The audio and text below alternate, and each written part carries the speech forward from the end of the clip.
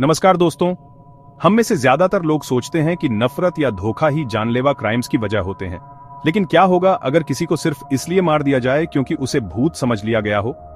आज रात मेरे पास एक ऐसी कहानी है जो आपकी रीढ़ की हड्डी में सिहरन पैदा कर देगी। ये कहानी है ओडिशा के बालासोर जिले के गोविंदपुर गांव में एक पुराने वीरान हवाई अड्डे की एक ऐसी जगह जहां लोग जाने से डरते थे, उसे हॉन्टेड कहते थे। सालों तक ये हवाई अड्डा खाली पड़ा रहा। रात में कोई भी इसके पास जाने की हिम्मत नहीं करता था। लेकिन 20 मई 1958 की रात को सब कुछ बदल गया। एक अनजान आदमी गोविंदपुर की एक छोटी सी चाय की दुकान पर आया। उसने बताया कि उसका गांव उस हॉन्टेड हवाई अड्डे के दूसरी तरफ था, लेकिन भूतों की कहानियों की वजह से वो रात में उसे पार करने से बहुत डर गया था और उसे रात पास में ही बितानी पड़ी थी।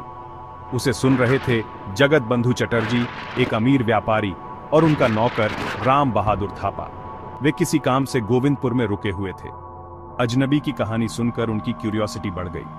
जगत और राम ने वहीं फैसला किया कि वे रात में उस हॉन्टेड हवाई अड्डे को पार करेंगे और अजनबी को उसके गांव छोड़ देंगे। भूत देखने का थ्रिल इतना मजेदार था कि वे उसे रोक नहीं पाए। तो आधी रात को वे निकल पड़े। हवाई अड्डा शांत वीरान था, चारों तरफ सिर्फ अंधेरा था। वे बिना किसी घटना के दूसरी तरफ पहुंच गए, अजनबी को उसके गांव छोड़ दिया और वापस चलने लगे। लेकिन अचानक उनकी आंखों के सामने एक तेज रोशनी चमकी। रोशनी तेज होती जा रही थी। राम बहादुर एक हंसिया पकड़े हुए उसकी तरफ दौड़ा। चमक में उसने परछाइयां देखी, आकृतियां हिल रही थीं। बिना सोचे उसने हमला किया, अपने हंसिये को बेतहाशा घुमाते हुए। जगत ने रात में डर से चीखें गूंजते हुए सुनी, लेकिन ये भूत नहीं थे। वे स्थानीय मांझी जनजाति की महिलाएं थीं जो रात में महुआ के फूल इकट्ठा करने निकली थीं। महिलाओं ने मदद के लिए चीखा, लेकिन राम नहीं रुका। जगत उसे खींचने के लिए दौड़ा, लेकिन तब तक बहुत देर हो चुकी थी। महिलाएं बुरी तरह घायल हो गईं और उनमें से एक की वहीं मौके पर मौत हो गई।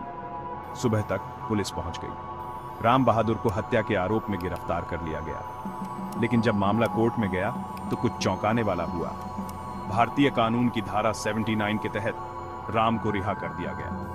कोर्ट ने कहा कि उसे सच में विश्वास था कि वह एक भूत पर हमला कर रहा था, इंसान पर नहीं, इसलिए अपराध एक्सीडेंटल था। आज भी इस फैसले को भारतीय कानूनी इतिहास के सबसे सरप्राइजिंग फैसलों में से एक माना जाता है। कभी कभी सबसे डरावनी चीजें भूत नहीं होते, बल्कि वे कहानियां होती हैं जिन पर हम विश्वास करते हैं। देखने के लिए शुक्रिया।